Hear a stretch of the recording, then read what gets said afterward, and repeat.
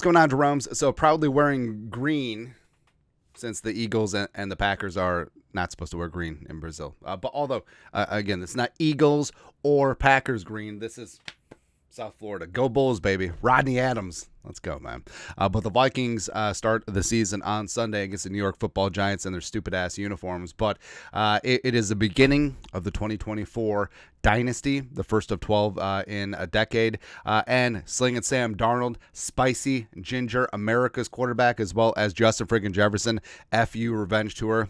Starting off, man. Starting off. But, of course, so we get questions sometimes, like, why do you constantly talk about the national media jabroni haircuts, ESPN, CBS, Fox Sports, NFL Network? But we always say take everything with a grain of salt, but also we like pointing out malfeasance just to show you that no matter how much you dislike the national media, it's not enough. It's what it is, man. And as we say, the national media has punched down on the Vikings for so long. Like, ever since the Vikings lost those 4 Super Bowls, like, the beat reporters, they're smoking a stogie and it says press in their fedora hats, like, we need some easy headlines. Oh, the Vikings stink. And that modus operandi has carried over the decades, right? And it still exists, where everything the Vikings do, it's discounted. They're disrespected at every single turn, and we like to point out that BS. No problem. And ESPN did up a week 1 pick, schedule, odds, injuries, and fantasy tips. Now, there's some stuff and some things and some interesting nuggets about the Vikings, but of course it's always just like thumb down on the scale, right? So Vikings Giants. Vikings are 1.5 point favorites at ESPN Bet for entertainment purposes only. I don't know, man. So I go back and forth on this. So obviously I'm not a prude. I'm not a Puritan here. I did not land at Plymouth Rock. So we specifically don't take sponsorships from sports books anymore, because I just made a decision. Like, I don't want to promote it, but like I said, it's sort of hypocritical because I very much do that with my leisure time. A couple of jelly beans, but long story longer, I don't know if I like sports media being so integrated with sports betting. You know what I mean? Right? Because I feel like I wish that there was just sports media that wasn't so entrenched, so you'd have that option.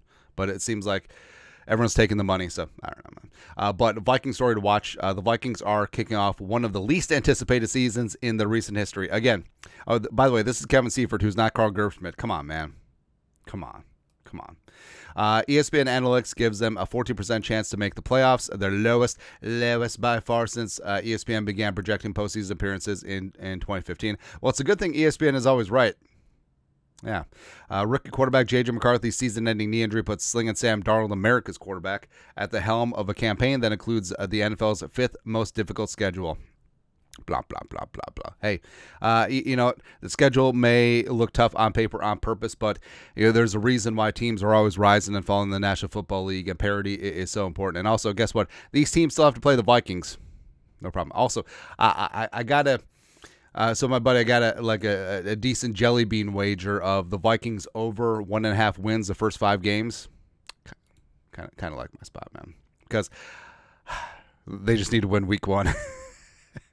They just need to win week 1, and then I feel like I feel pretty good about things. Like, even though, yes, Niners, Texans at home, on the road in Green Bay, whatever, and then also in London against the Jets, they just got to rip off one of them. We'll be fine. The good news is that the Vikings are slight favorites in week 1 at the Giants, the most winnable game on paper in the first half of the season. Ooh, hey. Giants storyline to watch. It's the first career game for 2024 number 6 pick Malik Neighbors, the Giants' clear-cut number 1 receiver. I don't know. Okay. He gets a favorable matchup in week 1 against a Vikings defense that allowed a healthy 80.6 yards per game and 8 touchdowns to number 1 receivers last season, which is really important because the Vikings defense is exactly the same personnel-wise as last year, also schematically. It's really good. That's why I don't like quoting stats from last season, because It's a new ball game, man. It will be an off-season cornerback acquisition. It will be an off-season, either Stephon Gilmore, I believe it's Mr. Gilmore's, or Shaq Griffin, trying to contain the explosive neighbors who, if training camp is any indication, should be targeted early and often as a rookie this season. Oh, that's okay. Johnny was so good in training camp because the interwebs made sure that his clips went viral. It's like, oh, what is Malik Neighbors doing today? And then it's just like an out route. Again, the disparity between the hype, like Marvin Harrison Jr. is a bad dude. And there's a reason why Harrison Jr. was drafted first. But Harrison Jr. and Neighbors are both up here, but the Malik Neighbors hype has been up here. There's been nothing for Marvin Harrison Jr. It's shocking. And frankly, I think that MHJ is going to have a better season, because he's got a way better quarterback with Kyler. Stat to note, Darnold has a 42 total QBR over his career, the worst among 26 quarterbacks with 50 starts since he entered the league in 2018. Which is good, because, again, it's like quoting stats from previous seasons.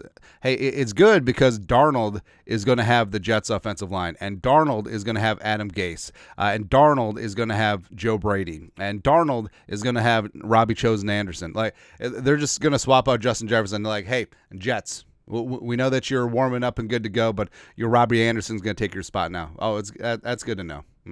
And then Fantasy Xfactor, Vikings running back Aaron Jones.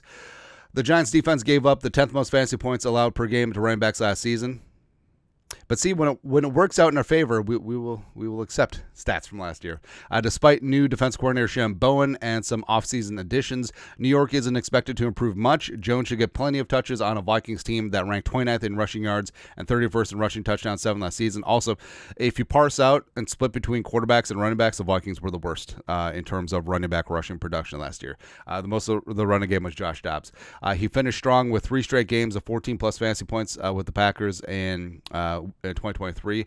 Also, like if you include playoffs, he had 5 straight 100-yard games and averaged 5.7 yards per carry. So that's what we're banking on.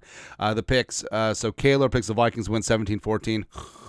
Moody. It was Mooney. Vikings lose 21-17. Whatever. Walder. Seth Walder, the analytics guy, like generally has a hard on against the Vikings, but he's got the Vikings winning here by the Ocho, 26-18.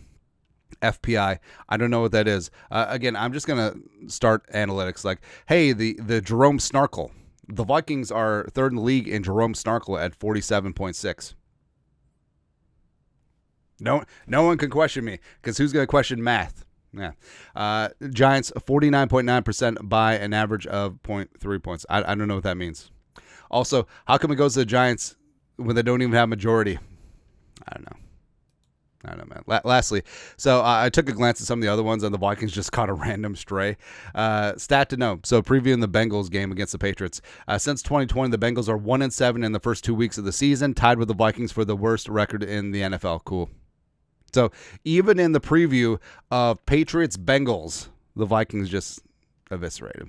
Again, just taking notes. Like, I kind of like this season, because it's unique, because the Vikings are literally projected to be one of the worst teams in the league, and ESPN Analytics predicts them to end up with the number 1 pick and go 4-13. So lowered expectations. That means, hey, absorb all the hate, absorb all the disrespect, and prove the haters and the losers wrong. It's going to be great, man. I love it. I love it, baby. But your thoughts are thoughts. ESPN, not so much with the Vikings. Yeah. Let us know your thoughts, our thoughts, comment section below. Subscribe for daily Vikings takes. Want to support the work? Put a little something in the Venmo. But till next time, Skol, production value.